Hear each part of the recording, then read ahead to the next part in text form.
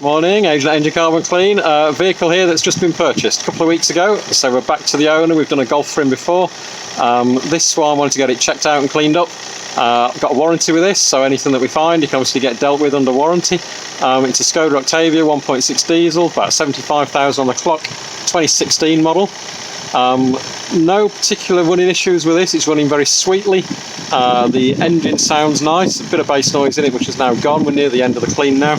A lot of electrical codes that were stored in the engine section and in quite the other sections as well to do with reference voltage levels. That could just be down to a battery event in the past, maybe a little electrical gremlin at some point. We've cleared all those codes down, sent them through to the owner in a PDF file. They've not reappeared as yet. Now if they do, obviously you can get this dealt with under warranty. Otherwise it's running sweetly. DPF last were generated 543 kilometres ago, nice low back pressure, SUT level in there. EGR flow and movement looks spot on.